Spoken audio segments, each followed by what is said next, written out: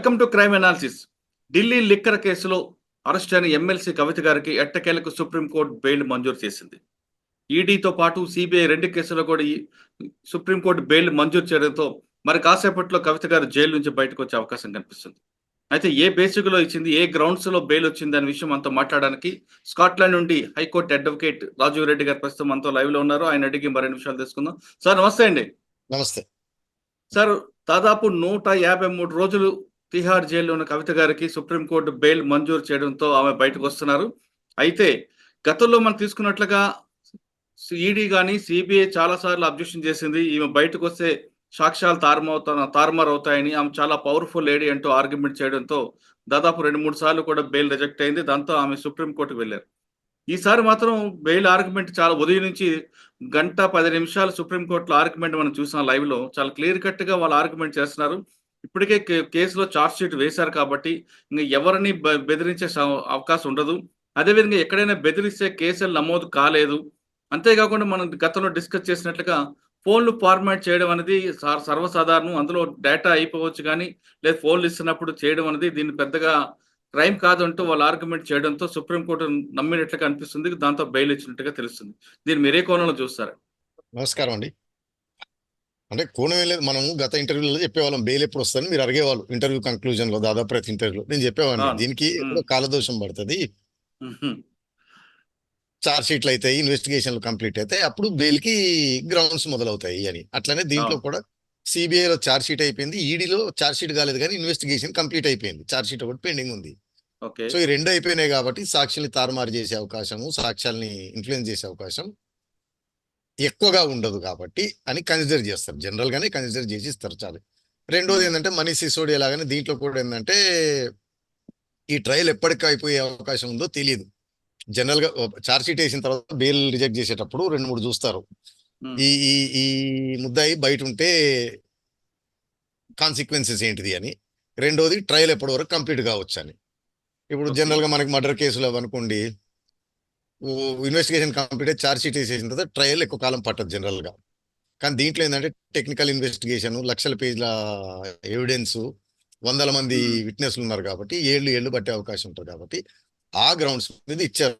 మీరు చెప్పినట్టు ఫోన్లు డిలీట్ చేయడం సహజము, ఫోన్లు మార్చడం సహజం అని వీరి తరఫున అంటే నేను ముందు నుంచి చెప్తా ఉన్నా. ట్రస్ట్ ఆఫ్ ద ఆర్గ్యుమెంట్ ఈసారి ఏంటంటే అన్ని చెప్తారు బెయిల్ ఆర్గ్యుమెంట్ లో, బట్ ట్రస్ట్ ఏంటిదంటే మెయిన్ ఫోకస్ ఇన్వెస్టిగేషన్ కంప్లీట్ అయిపోయింది, చార్జ్ షీట్లు అయిపోయినాయి, ఈడీలో కూడా ఇన్వెస్టిగేషన్ అయిపోయింది అని. అది మెయిన్ థ్రస్ట్ తీసుకుంటూ హ్మ్.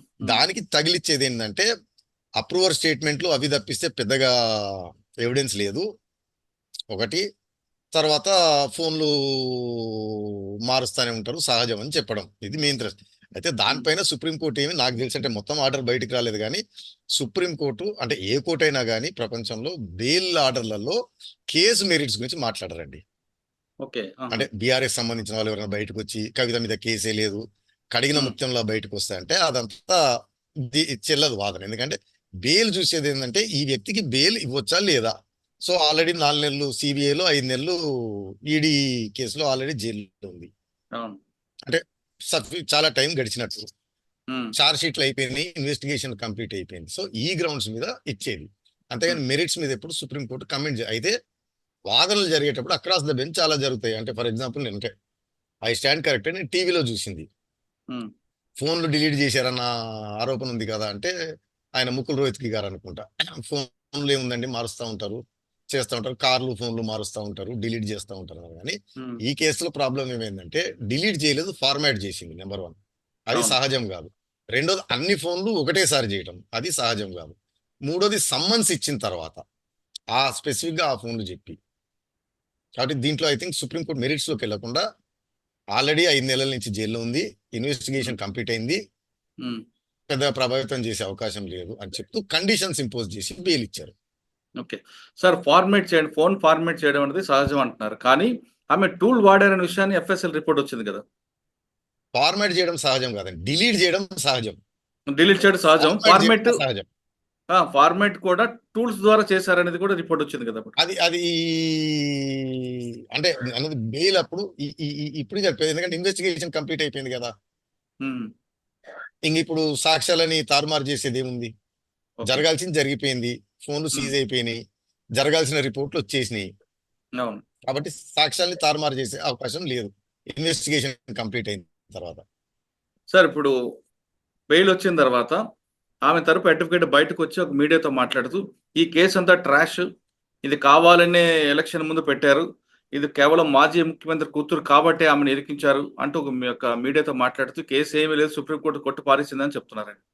అదే చెప్పేసి అది పొలిటికల్ స్టేట్మెంట్లు. మరి ఆయన అడ్వకేట్ పొలిటికల్ స్టేట్మెంట్లు ఎందుకు ఇస్తున్నారో నాకే తెలియదు. కానీ ఉమ్, మళ్ళీ చెప్తున్నాను చూసే వాళ్ళందరికీ, బెయిల్ పిటిషన్ జరిగేటప్పుడు బెయిల్ పిటిషన్లలో కోర్టులు జనరల్ గా మెరిట్స్ పైన పోవు, కేసు ఉందా లేదా అనే దానిపైన పోదు.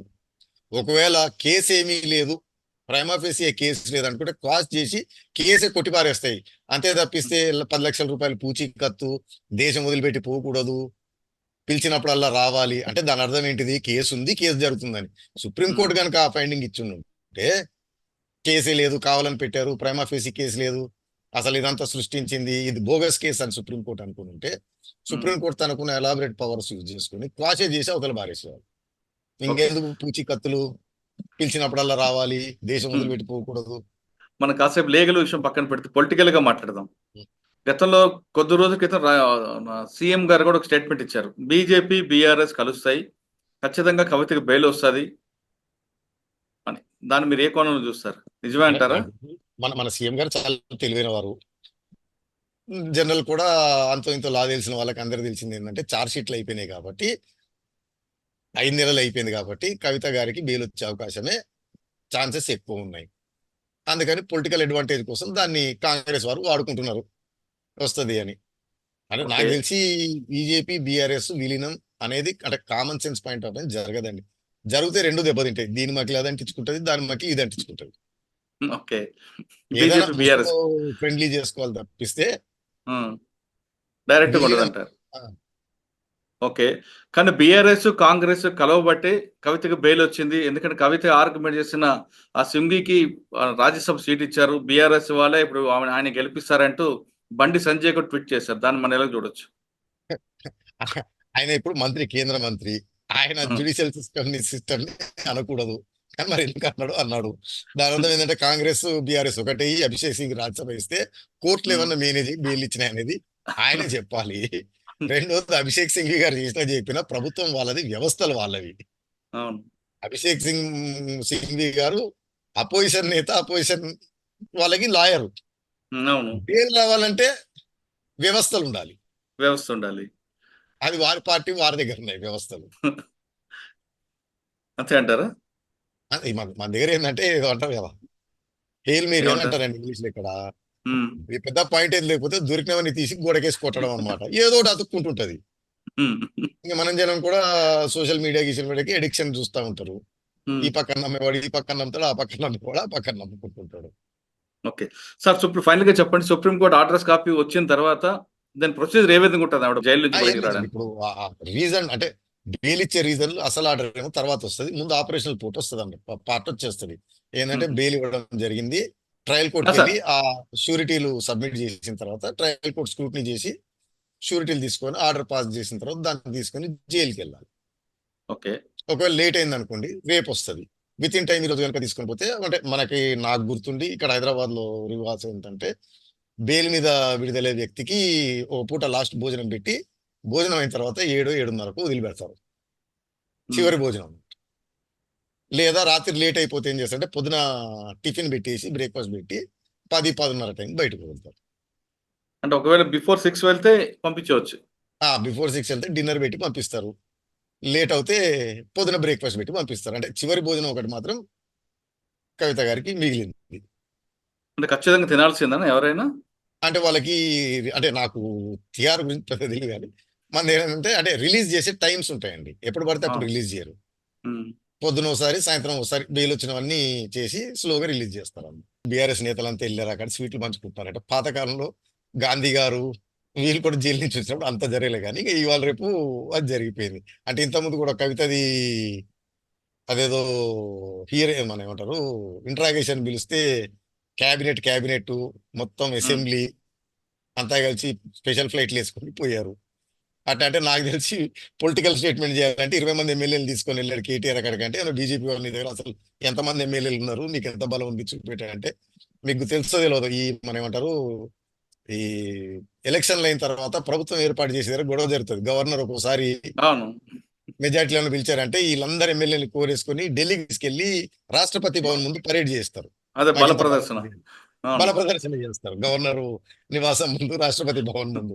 ఆ, ఈ general confidence motion, no confidence మోషన్లు వచ్చినప్పుడు అవును. ప్రభుత్వం ఏర్పాటు చేయడానికి అట్లా ఉమ్, ఏదన్నా మరి కేటీఆర్ గారు అంటే పోయిన ఎమ్మెల్యేలు పోంగా ఆ, కాంగ్రెస్ లోకి ఇతర పార్టీలోకి మా దగ్గర అంటే బీజేపీ పెద్దలు ఏమన్నా అసలు ఎంతమంది ఉన్నారు, ఎంతమంది పోయారు మాకు నమ్మకం లేదు అంటే అది చూపెట్టడం కోసం ఏదన్నా ఉన్న ఎమ్మెల్యేలందరినీ పోగేసి వాటిని గంపకిందేసి ఆ, కోడిపెట్టెలు తీసుకుని మీరు తీసుకెళ్ళి ఉన్నారు మా దగ్గర 20 మంది. అంటే ఏదైనా కాంగ్రెస్ ప్రభుత్వాన్ని కూలదోసి బీఆర్ఎస్ టిఆర్ఎస్ ఏమంటారు out side the government support, um, conditional support అంటూ ఏమైనా చేయడానికి ఏమైనా ప్రయత్నం ఉంటే ఉండొచ్చు. అన్నిటికంటే ఏంటంటే నేత ఆ, కళలో పడాలని కూడా మన దగ్గర ఆత్రం ఉంటుందండి. సరే ఒకప్పుడు అవును. ఎమ్మెల్యేలు, ఎంపీలు, ప్రజాప్రతినిధులు అనే వాళ్ళు ఏమంటారు కష్టపడి ప్రజాసేవ చేస్తూ పైకి వచ్చి లేదా హైలీ ఎడ్యుకేటెడ్ పెద్ద లాయర్లు వాళ్ళు ఉండేది. అక్కడి నుంచి ఇప్పుడు మన ఎమ్మెల్యేల పరిస్థితి ఏంటంటే నేత కళ్ళలో కనడానికి పడరాని పాటలు. అంటే మీకు గుర్తుందో లేదు, వెనకటికి ఢిల్లీ నుంచి పెద్దలు బేగంపేట ఎయిర్పోర్ట్కి వస్తే ఎయిర్పోర్ట్ అద్దాలన్నీ పగిలేవి. పోటాపోటీ ఉమ్, ఒకరినొకరు ఉమ్, నెట్టేసుకొని దండేయాలి, కాలు మొక్కాలి, ఉమ్, ఏదో విధంగా నేత కళ్ళలో పడాలి. ఉమ్, బయటకు వస్తుంటే కేసీఆర్ గారు ఏమైనా టీవీ లైవ్ చూస్తుంటారు, నా కూతురు బయటకు వస్తుంటే ఎంతమంది ఉమ్. ఉన్నారు, ఎంతమంది ఉన్నారు. మొత్తం మీద తీసుకుంటే అట్లా 153 రోజుల తర్వాత కవిత గారు బయటకు వస్తున్నారు. తీహార్ జైల్లో నుంచి బయటకు వస్తున్న ఆమెకి స్వాగతం చెప్పడానికి కేటీఆర్ గారు, అదేవిధంగా హరీష్ రావు, కవిత భర్త కూడా అందరూ కూడా చేరుకున్నారు. మొత్తం బీఆర్ఎస్ కార్యకర్తలు కూడా ఢిల్లీలో మకాం వేసి ఆమెను ఘనమైన స్వాగతం పలుకుతూ హైదరాబాద్ తీసుకొచ్చే అవకాశం కనిపిస్తుంది. ఇది కవిత బెయిల్ పిటిషన్ పై రాజీవ్ రెడ్డి గారి విశ్లేషణ. మరో అంశంలో మళ్ళీ కలుద్దాం. అంతవరకు నమస్తే. థ్యాంక్ యూ అంటే sir. Thank you very much.